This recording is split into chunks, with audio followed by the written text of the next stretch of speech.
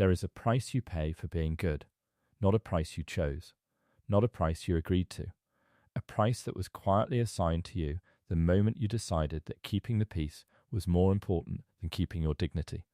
And the worst part is, you paid it with a smile. You told yourself it was the right thing to do. You told yourself that patience is a virtue, that kindness is strength, that one day people will see how much you give and they will give it back. But that day never came, and somewhere deep inside you, in a place you don't visit too often because it hurts too much, you already know why. You were not too kind. You were kind without strategy. And in a world that runs on power, that is not nobility. That is an open invitation. Think about the people in your life right now, the ones who call you only when something is wrong, the ones who text you only when they need a favor, the ones who show up when they are empty and disappear when they are full. You have been carrying them for months, maybe for years, and you kept doing it because you are a good person, because you believe in showing up, because somewhere in your upbringing you were taught that the measure of your character is how much you can endure without complaining. So you endured, and you endured, and you endured some more, until endurance became your entire identity. But here's the truth no one told you. The more you endure without consequence, the more you train the people around you to keep pushing, not because they are evil, not because they woke up one morning and decided to drain you, but because human beings, by nature, will always test the edges of what is allowed. And if you never set an edge, they will keep walking forward. They are not the problem. The absence of a boundary is the problem. And you built that absence, brick by brick, every single time you said yes when your whole body was screaming no. You have been so focused on being seen as good that you forgot to ask whether being good, the way you practice it, is actually working. Look at your results, not your intentions, your results. Are the people around you more grateful? Are they more considerate? Do they respect your time? Do they show up for you the way you show up for them? Or has your goodness simply become a resource they rely on, like electricity, something they only notice when it stops working? This is the hidden cost, not the energy you spend, not the sleep you lose, not the opportunities you miss because you are too busy fixing someone else's problems. The real cost is what it does to how people see you. Every time you rush to help without being asked, you communicate that your time is not precious. Every time you absorb someone's bad behavior without saying a word, you communicate that your feelings are negotiable. Every time you chase someone who is pulling away, you communicate that your presence is something they can take or leave. You are not building love. You are building a dynamic where you are always the one who needs less, always the one who adjusts, always the one who makes the relationship work by yourself. And the cruelest part of this entire equation is that people do not respect what comes easily. That is not cynicism. That is just how human psychology operates. We assign value to things based on how difficult they are to obtain. If you can always be reached, you are not valuable. You are convenient. If you always agree, you are not easy to work with. You are easy to use. If you always stay no matter how you are treated, you are not loyal. You are just afraid of leaving. And people, even good people, will treat you according to the value you assign to yourself, not the value you believe you deserve. The value you demonstrate through your behavior every single day. Niccolò Machiavelli saw this 500 years ago. Not because he was a villain, not because he wanted to teach the world to be cold and calculating, but because he looked at human nature without flinching, without the comfortable illusions we drape over reality to make ourselves feel better. He looked at power as it actually functions, not as we wish it would. And what he saw was simple and devastating. People follow strength. People respect boundaries. People value what they cannot easily have. This is not a philosophy for tyrants. This is a description of reality. And you can disagree with reality all you want, but reality will not disagree back. It will simply keep producing the same results until you change your behavior. So let's talk about what actually needs to change. Not your heart. Your heart is not the problem. The problem is the gap between what you feel inside and what you allow the world to see. because right now, that gap is costing you everything. You feel worthy, but you act like someone who needs to earn their place in every room. You feel tired, but you act like someone who has unlimited reserves. You feel disrespected, but you act like everything is fine. And the world takes you at your behavior, not at your feelings. So as long as that gap exists, nothing around you will change, no matter how much you grow internally, no matter how much you journal about it, no matter how many times you tell yourself that you deserve better. The first thing you need to understand is that power is not cruelty. This is the mistake good people make when they first hear that they need to change the way they operate. They assume that the only alternative to being endlessly available is becoming cold. They assume that having boundaries means becoming heartless. They assume that strategy means manipulation. So they reject the entire lesson and go back to being walked over, because at least that feels familiar. At least that feels safe. But there is an entire world between being a doormat and being a monster. And that world is called self-respect. It is called discretion. It is called understanding that your energy, your time, your presence, and your care are finite resources. And finite resources must be allocated wisely, not distributed freely to anyone who holds out their hand. Think about the people you respect most in your life. Not the people you like the most, the people you genuinely respect. The ones whose opinion matters to you. The ones whose presence carries weight when they walk into a room. Now ask yourself, are they the most available people you know? Are they the ones who drop everything for everyone? Are they the ones who never say no, never push back, never protect their time? Almost certainly not. The people you respect have edges. They have things they will not do. They have limits they enforce quietly but consistently. They do not explain themselves endlessly. They do not apologize for having standards. And because of that, when they do show up for you, it means something. Because you know it was a choice, not a compulsion, not a fear response, a deliberate choice. That is what you need to build, not a wall, a standard, a quiet, unshakable standard about how you will be treated, what you will give, and what you will no longer tolerate in silence. And the beautiful and terrifying thing about standards is that you do not need to announce them. You do not need to give a speech. You do not need to send a message explaining the new version of yourself. You simply start behaving differently. You start pausing before you respond. You start saying, "Let me think about that," instead of "yes" immediately. You start finishing your own work before you rescue someone else from theirs. You start letting people experience the natural consequences of their own choices instead of absorbing those consequences into your body like they belong to you. And people will notice. They will not always like it. Some of them will be confused. Some of them will push back. Some of them will accuse you of changing, of being different, of not being as warm as you used to be. And that moment, that exact moment when someone makes you feel guilty for having a boundary, is the most important test you will ever face. Because that guilt is not evidence that you did something wrong. That guilt is just the sound of a dynamic being disrupted.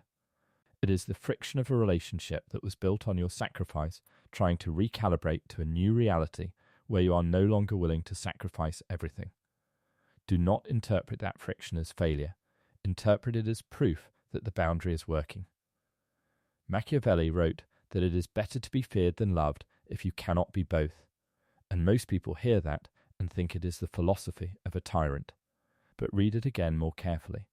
He is not saying that love is worthless. He is saying that when the choice is between someone respecting you and someone simply feeling comfortable around you, respect is more durable. Comfort without respect is just exploitation dressed in warmth. The people who only love you when you are useful to them do not actually love you. They love the function you perform. And the moment you stop performing that function, the love evaporates. That is not love. That is a transaction. And you have been calling it love for far too long. Real relationships, the ones worth keeping, can survive you having standards. In fact, they get stronger when you have them, because the people who genuinely care about you do not want a version of you that is hollowed out from overgiving. They do not want your exhausted yes. They want your honest no when no is what you mean. They want to know that when you show up, you are actually there, not just there out of obligation. That kind of presence, the kind that is chosen freely and given from a place of genuine fullness rather than anxious people-pleasing, is magnetic. It is the kind of presence that makes people feel like they are in the room with someone real, someone who cannot be bought with approval or threatened with rejection, someone who has decided that their own peace is non-negotiable. That version of you already exists. It has always existed. But it has been buried under years of conditioning that told you that your value depends on how much you can give. Under years of being rewarded for compliance and punished for taking up space. Under years of watching the people around you get what they want through confidence and boundaries while you kept waiting for goodness alone to be enough. It was never going to be enough. Not because the world is evil, but because the world responds to signals. And until now, the signal you have been sending is that you are available, adjustable, and afraid. It is time to send a different signal. The signal you send from this point forward is not aggression. It is not arrogance. It is not the performance of someone who has decided to stop caring. It is something far more powerful and far more difficult to achieve. It is calm. Settled, unshakable calm. The kind of calm that comes from a person who knows exactly what they will and will not accept, who does not need external validation to feel secure in a room, who does not shrink when someone raises their voice or expand when someone offers approval, who simply remains themselves consistently regardless of the pressure being applied in either direction. That is the signal that changes everything, not because it is a strategy, although it functions as one, but because it is the natural result of a person who has finally decided that their own inner world is worth protecting. And here is where Machiavelli becomes not just relevant, but essential, because he understood something about the relationship between perception and power that most people spend their entire lives refusing to accept. He understood that the image you project is not a lie layered over who you really are. It is a language. It is the language through which the world reads you and decides how to treat you. You can be the most generous, most intelligent, most deeply feeling person in any room. But if the image you project is one of someone who is easily moved, easily guilted, easily overwhelmed by the needs of others, that is the language people will respond to, not your depth, not your sincerity, not the complexity of everything happening beneath the surface itself. Because most people, in most moments, do not have the time or the inclination to look deeper than the surface. They respond to what is immediately visible. And what has been immediately visible about you for a long time is availability. Accommodation, the posture of someone who is more concerned with being accepted than with being respected. Changing that does not require you to become someone else. It requires you to let more of who you already are become visible, the part of you that has opinions and does not always voice them. Let that part speak. The part of you that feels the weight of an unfair, ask and says nothing. Let that part respond. The part of you that knows when a relationship is one-sided and keeps showing up anyway out of loyalty to a version of that relationship that no longer exists. Let that part walk away. Not dramatically, not with speeches or accusations or the need to be understood before you leave, just quietly, with the kind of dignity that does not require an audience. Because one of the most powerful things you will ever do is stop explaining yourself to people who were never genuinely interested in understanding you. This is the lesson that is hardest to absorb because it runs directly against everything you were taught about how to be a good person. You were taught to explain, to justify, to make sure everyone is comfortable with your choices before you make them. You were taught that leaving without explanation is cruel, that silence is aggression, that putting yourself first is the same thing as putting others last, but none of that is true. Explaining yourself to someone who does not respect you does not create respect, it creates an argument. Justifying your boundaries to someone who benefits from your lack of them does not create understanding. It creates an opportunity for them to negotiate your boundaries back down to zero. And putting yourself first is not the same as putting others last. It is the prerequisite for having anything real to offer anyone at all. You cannot pour from empty. You cannot give from depletion. You cannot be genuinely present for anyone else when you have spent every last resource of yourself on people who were never counting the cost to you. So this is what taking your power back actually looks like in practice. It looks like pausing before you commit. It looks like letting a message sit unanswered for an hour, not to punish anyone, but because your immediate reaction is not always your considered response, and you are allowed to know the difference. It looks like saying, I cannot take that on right now, in a tone that does not apologize for the fact.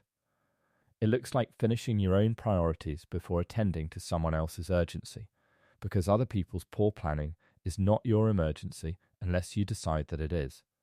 It looks like noticing when a conversation is designed to make you feel guilty for something that is not your fault and choosing not to accept the guilt that is being handed to you. It looks like being warm, being present, being genuinely caring, and also being unmovable on the things that matter to you. Not rigid, unmovable. There is a difference. Rigidity is fear wearing armor. Being unmovable is simply knowing where you stand and not pretending otherwise to keep someone comfortable. And the people who belong in your life will adapt to this version of you. More than that, they will prefer it. Because there has always been something slightly uncomfortable about the previous dynamic, even for them, even if they never said so. When someone gives too much without limits, it creates a subtle, unspoken anxiety in the relationship, a sense that the debt is accumulating, a sense that this cannot be sustainable, a sense that at some point the bill will come. The relationships that survive your transformation into someone with standards will become cleaner, more honest, more mutual. The relationships that do not survive it were never what you thought they were, and losing them, as painful as it will feel in the moment, is not loss. It is clarity. It is the gift of finally seeing a dynamic as it actually was rather than as you needed it to be. Machiavelli said that the wise man does at once what the fool does finally. And what that means for you is this. The lesson you are being asked to learn right now about value and visibility and the way power actually operates between human beings is a lesson that life will keep teaching you until you learn it. Through exhaustion, through resentment, through the slow erosion of relationships that take everything and return nothing, through the quiet devastation of realizing one day that you have been so busy being good for everyone else that you forgot to be present for yourself. You can wait for life to teach you this lesson through more pain, or you can choose to learn it now, not by becoming someone harder, not by closing your heart, but by finally, after all this time, deciding that your heart is worth protecting, that your energy is worth guarding, that your presence is worth something, that you are not a resource to be managed or a problem to be solved or a function to be used, that you are a person with edges, with limits, with a life that belongs entirely to you. Keep your kindness. It is one of the most powerful things about you. But surround it with discernment. Give it direction. Reserve it for the people and the moments that are genuinely worthy of it. Because kindness without discernment is not virtue, it is vulnerability. And you have been vulnerable for long enough. The world does not need another person who is endlessly available and quietly dying inside from the cost of it. The world needs you awake, boundaried, purposeful, fully alive in the life you actually have, rather than half present in the lives of people who never fully valued what you were giving them. This is not the end of your goodness. This is the beginning of your power.